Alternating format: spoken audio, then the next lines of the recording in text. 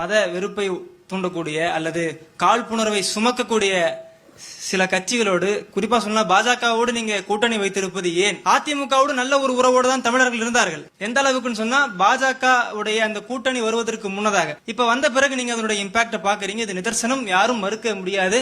அதை நீங்க எப்படி பாக்குறீங்க? நான் பதில் சொல்லிடுறேன். ஆனால் அது நிதர்சனம், மறுக்க முடியாதுங்கிற முடிவுக்கு நம்ம வர வேண்டாம் அப்படிங்கிறது என்னுடைய கோரிக்கை. ஏன்னா அதுக்கான மாற்று கருத்துக்களும் நிறைய இருந்து கொண்டே இருக்கிற சமூகத்தில் நீங்க பாரதிய ஜனதா கட்சியை அதிமுக எப்படி பார்க்கிறது அப்படிங்கிறதான் அதனுடைய பிரதான கேள்வி. பாரதிய ஜனதா கட்சி மத்தியில ஆளுகிற கட்சியாக இருந்த போதுதான் அதிமுக தமிழ்நாட்டில் ஆளுகிற கட்சியாக இருந்தது. ஒரு விஷயத்தை நல்லா புரிஞ்சுக்கோங்க, பாரதிய ஜனதா கட்சியோட ஆட்சியிலே அதிமுக பங்கேற்கவில்லை. புரியுதானுங்களா? தேர்தல் கூட்டணி அமைத்திருக்கிறோம். நீங்கள் திமுக இருந்தது வந்து மினிஸ்ட்ரியில் இருந்தாங்க, பாரதிய ஜனதாவுடைய மினிஸ்ட்ரியில் இருந்தாங்க. அதிமுக அந்த வேலைக்கு போகல. மினிஸ்ட்ரி கேட்டால் கிடைக்கிற இடத்துல தான் அதிமுக அந்த உயரத்தில் இருக்கிறது. ஆனால் அதை எடுத்துக்கொள்ள விரும்பல. அதிமுகவை பொறுத்த வரைக்கும் தேர்தல் கூட்டணியை நாங்கள் அமைக்கிறோம்.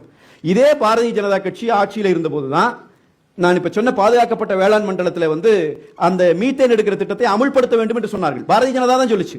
கூட்டணி கட்சி என்பதற்காக அவர்களுக்கு நாம் சலாம் போட்டு விட்டு வரவில்லை. அதை மறுத்து அதை பாதுகாக்கப்பட்ட வேளாண் மண்டலமா மாத்தினோம். 7.5 கையெழுத்து போடாது பாரதிய ஜனதா கட்சி அனுப்பியிருந்த ஆளுநர் தான் சரிங்க சார் வரல. அதை எதிர்த்து அரசியலமைப்பு சட்டத்தை பயன்படுத்தினோம், நாம் செய்து காட்டினோம்.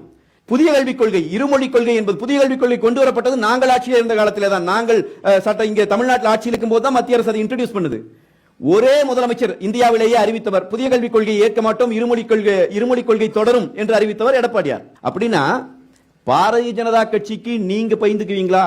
பாரதிய ஜனதா கட்சியோடு நீங்கள் கூட்டணி வைத்திருப்பதால் இங்கே நடக்கிற தவறுகளை நீங்கள் ஏற்பீர்களா என்கிற கேள்விக்கே இடமில்லை. சிஏஏ வந்தது இல்லைங்களா? சிஏஏ வந்தபோது அண்ணா திராவிட முன்னேற்ற கழகத்தின் அன்றைய முதலமைச்சர், எங்களுடைய முதலமைச்சர் மிக தெளிவாக சொன்னார், தமிழ்நாட்டிலே இருக்கிற ஒரு மனிதன் இங்கே பாதிப்பதற்கும் நான் அனுமதிக்க மாட்டேன், அது நடக்காதுன்னு சொன்னார். இன்றைக்கும் நீங்கள் எடுத்து பாருங்கள், ஆட்சி இருந்த வரைக்கும் சரி சிறுபான்மை மக்களுக்கு அரணாக அதிமுக இருந்திருக்கு. அப்ப நான் என்ன சொல்றேன்னா, பாரதிய ஜனதாவோ காங்கிரஸோ, நீங்க பாரதிய ஜனதாவை பார்க்கிற போது அதிமுகவை ஒப்பிட்டு பார்க்க கூடாது, காங்கிரஸ் ஒப்பிட்டு பார்க்கணும். காங்கிரஸ் ஆட்சி காலம் இருந்தபோது 1000 தமிழ் மீனவர்கள் கொலை செய்யப்பட்டார்கள் தமிழ் கடலில் இல்லைங்களா? காங்கிரஸ் தீண்டத்தகாத கட்சின்னு ஒதுக்கிட முடியுமா? ஒதுக்கி இருக்குமா?